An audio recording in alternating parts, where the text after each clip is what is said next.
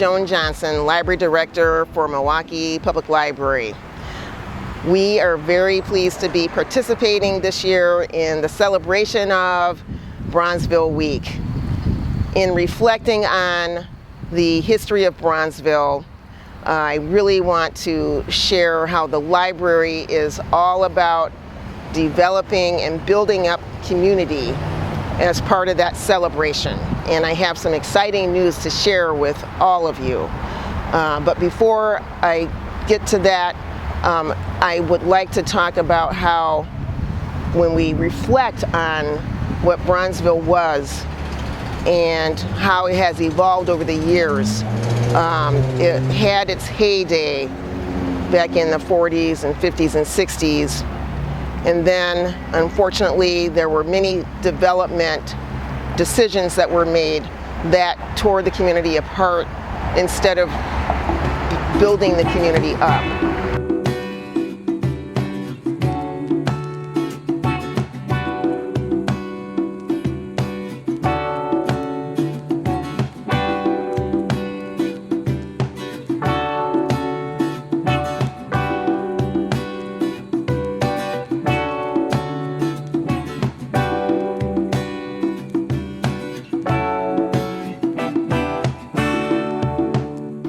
The origin of the word Bronzeville comes from the fact that these were neighborhoods that were primarily in urban areas in North America. So if you think of Chicago, Detroit, New York had their own version of Bronzeville, which we call Harlem. Washington, D.C., you name all the major urban cities in the Jim Crow area, pre-Jim Crow, Jim Crow, post-Jim Crow area. They were called Bronzeville because, of course, the inhabitants were people of color, whether they were Latinos or African Americans. And so the word bronze comes from our skin tone. What really started with Bronzeville, it was called Little Africa. That was the original name, the Little Africa, where we had develop our own barbershop, beauty shops, and all of those things. And it was progressive there, and the more we was building a family, coming together and everything, and having our own, they came in, and of course, gentrification began, moving us around, and everything. And so now Bronzeville in the early 1900s was the place where so many African Americans who migrated to the city of Milwaukee, found kind of family, and were able to be successful in business, and where they came to unwind and be entertained. We primarily know Bronzeville historically for being a place of, music, not just for local artists, but as national recording artists, jazz artists, things of that nature came through the city of Milwaukee. They performed at different venues that were within Bronzeville. I've been in the movement all my life, so ever since the beginning. They're coming from Mississippi, born in a tin roof shack, all 9 of us, no shoes, no bathroom. And so after my dad died, my aunt convinced my mom to come to Milwaukee for a better life. Well, I come from a family of 6. I have 5 brothers, and I was the only female. And then my mom and dad. And my parents were a hardworking couple that wanted the best for their children. They had experience picking cotton and being a part of a sharecropping generation. They knew that opportunities in the South were limited at that time, and they wanted to advance themselves, and picking cotton for $2 and $3 a day was not the kind of financial benefit that could sustain a family. I was born and raised in Arkansas, of course, and I wanted a better life for myself and for my family. and I thought that Milwaukee would be the place for that. So I made my way into Milwaukee and found it to be just kind of what I was looking for. But you know, my family, like many of the African American families here in the city of Milwaukee, migrated from the South up here to Milwaukee for the jobs that were here. And a few of my relatives turned into entrepreneurs. I have a great uncle, Theodore T.W. Cox, who had a law office. His law practice was right in the center of Bronzeville. And we ended up living in a boarding house that was rented out to only black females to Singer Drugstore. Old man Singer, he had the drugstore on the corner of 8th and North Avenue. And so we were in between, we finally had a bathroom. So everybody had to use the bathroom down the hall. It was 2 rooms, you know, we had commodity cheese, spam, all sorts. Anyway, my mom, because she only had a 3rd grade education, and then so house cleaning was what she did, you know, for little or nothing, and they paid mostly my mom and them with the money, I mean with the commodity cheese, spam, and all sorts, instead of paying them money, that most of the time that's what they were being paid for. I think it was $1.60, I want to say an hour or a day. I'm just not sure at this moment, but yeah. My father, along with his brother and several relatives, were able to secure a job with Milwaukee Road. Milwaukee Road hired black men during that period of time in the late 30s and the early 40s. My mom was an educator. She was a teacher. She taught in Mississippi. But her license was not accepted here in the city of Milwaukee. So she was not able to continue her career as a teacher. Instead, she became a domestic worker.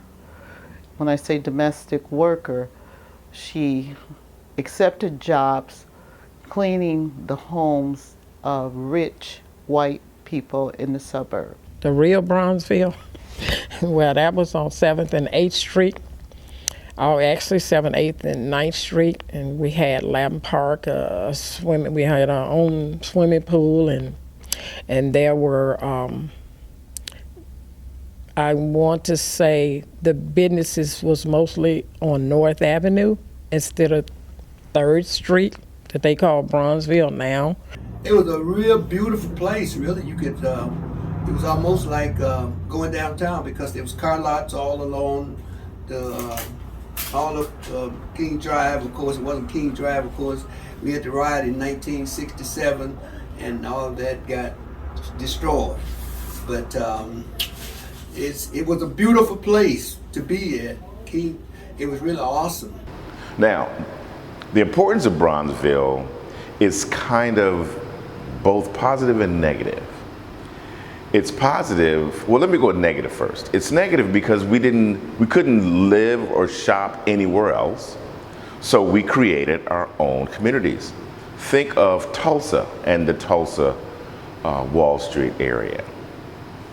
They couldn't invest anywhere else, they couldn't live anywhere else, so we had to live amongst ourselves in a segregated scenario. But what was good about it, which we don't have now, is the fact that our dollars were rotated and circled about in our communities 10, 15, 20 times.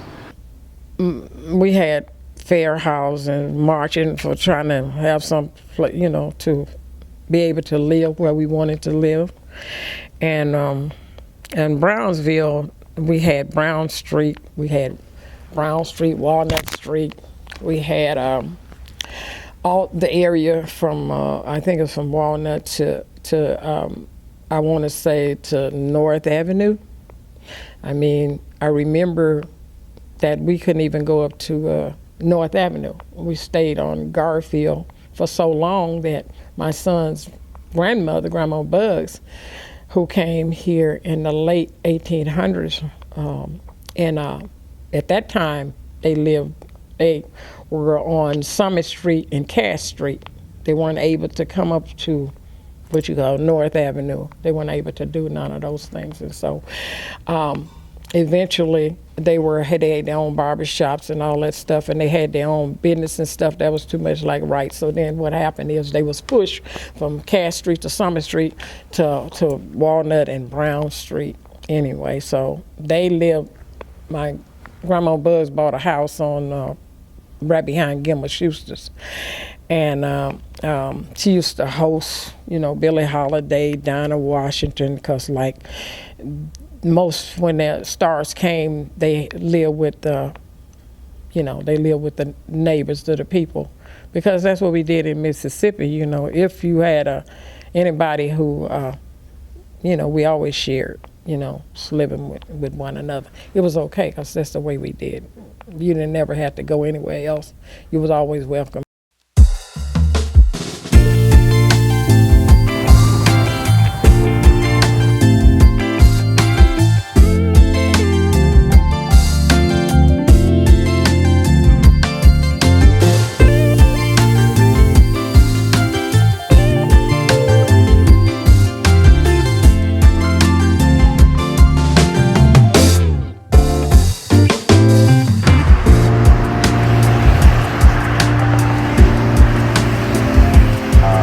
Many of the areas that were displaced by construction of the highway have not fully recovered, but I think that we're starting to see that recovery come back now, thanks to the efforts of people doing the great work around Bronzeville now.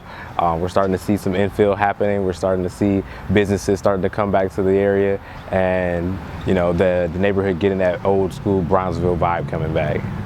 If you study the Bronzeville of old, you kind of see the different types of businesses that existed and how well they were supported by the community. And even when you look at the new Bronzeville, you get to see the same thing, the types of businesses and how they're supported by the community. I think, though, it is really important that for businesses to flourish and for them to really grow, they have to have that support of the community. It's important for them financially to exist, but it's important for the entire community, if we want to retain these businesses and keep them there, that we support them. And I think if you look at the old Bronzeville, that's something that the African American community did very well. We really feel a strong belonging and a strong commitment to the neighborhood. We recently just moved. We moved up the street, and my cousin Ben and I, who I own the company with, we looked all over the city, but we really had a strong desire to stay in the neighborhood. The neighborhood's been very supportive of us for many, many years.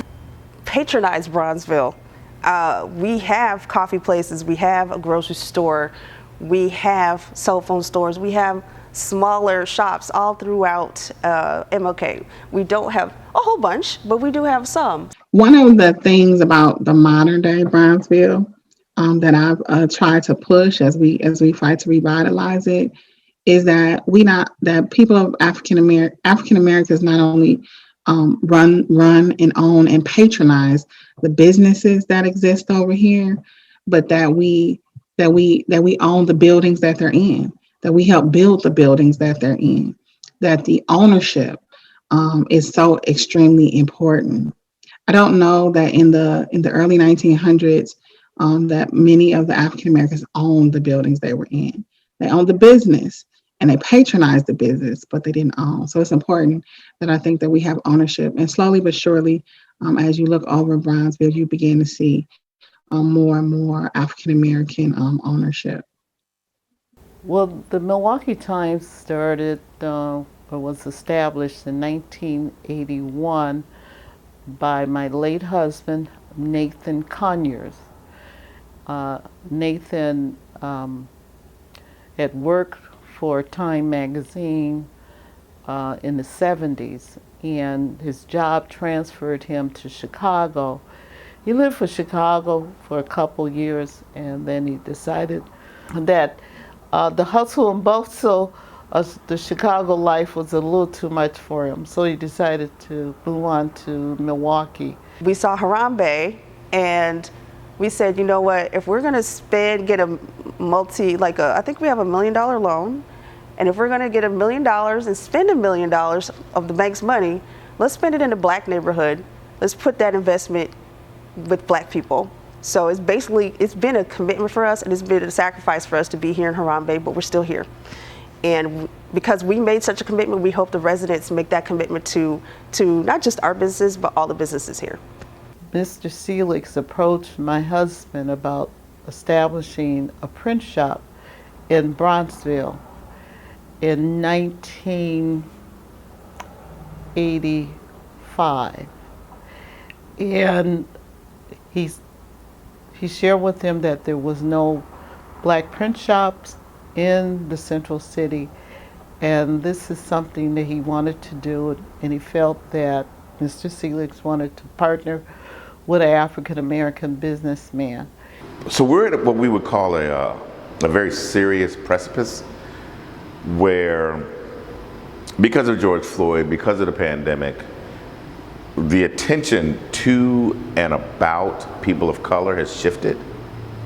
And so this is the time in which our Bronzeville here in Milwaukee, which the museum is so very proud to be a part of because of Dr. James Cameron, our founder, who has distinguished this museum and its origin because he was one of the only known survivors of a public lynching, and then the only person to write a book about it, and then to actually found a museum around it. I mean, we are very proud to be an anchor here in what we call Bronzeville.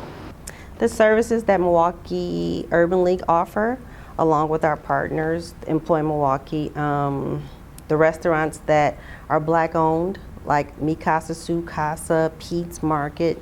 Then you have the Skybox, which is right around the corner from us. The barbershops, G's Clippers, and the museum, of course, the Black Holocaust Museum.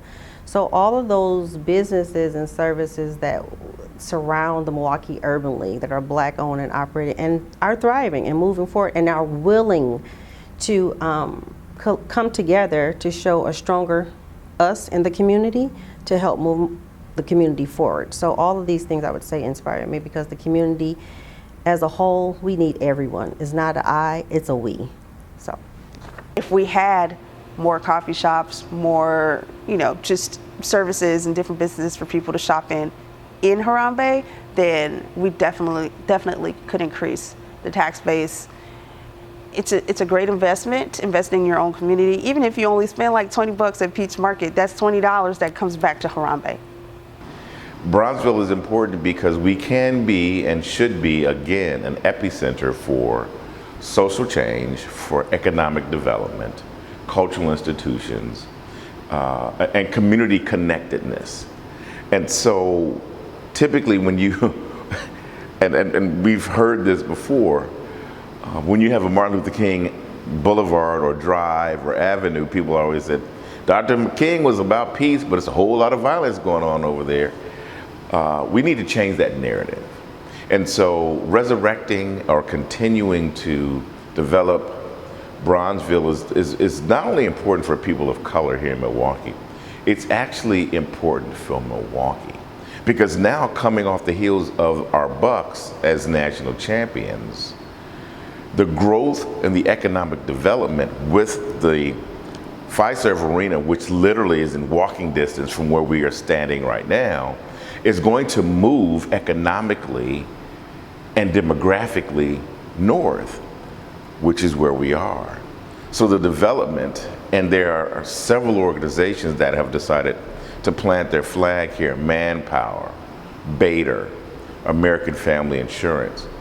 They are now the Greater Milwaukee Foundation, the medical college, which will be right across the street.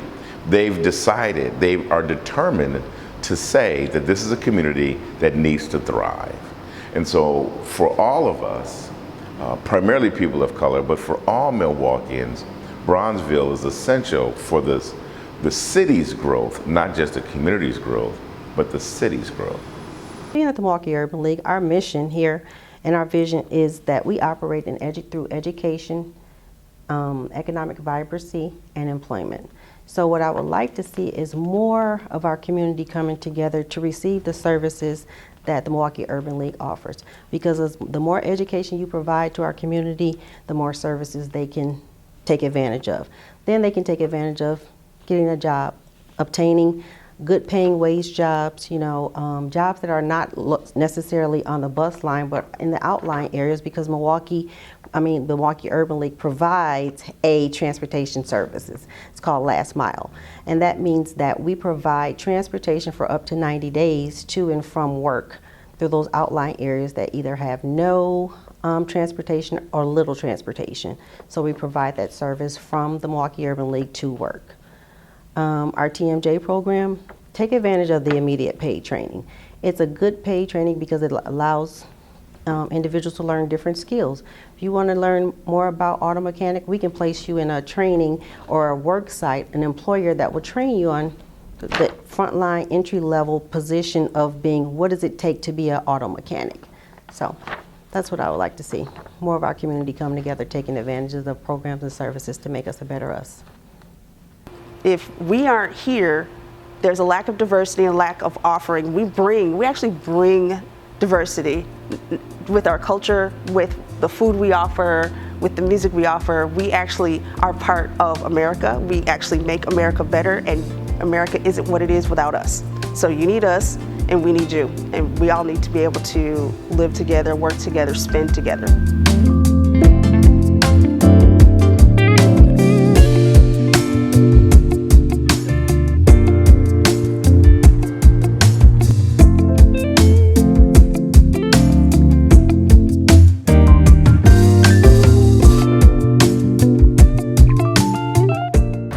I think that we can increase development in the Bronzeville area by continuing to provide funds through the anti-displacement fund that's made available right now. I think more institutions need to invest in that, especially institutions that are moving into this neighborhood. But I also think that we need to make sure that the people living in this neighborhood are able to compensate for the increase in the price of living that's going to come. So that means either, helping them get more and higher paying jobs, or giving them equity in these properties so that they actually have some ownership of it and that they're not just being drained from it, but they're actually benefiting. We are really excited to announce that we have an architect that we are going to be working with on this project to design what is going to be an amazing new library serving this community. We are working with architects Moody Nolan, based out of Chicago. It is an African-American owned architectural firm. The firm is an award-winning firm, and they have experience building libraries that are also award-winning libraries. We are going to have a very robust community engagement process, and we want everyone in the King Branch service area to join us in visioning what this new library can and should be for the benefit of the community and to help this community move forward, especially in the wake of what has been happening this last year and a half in the wake of the pandemic. All of the construction here at our new facility is brand new.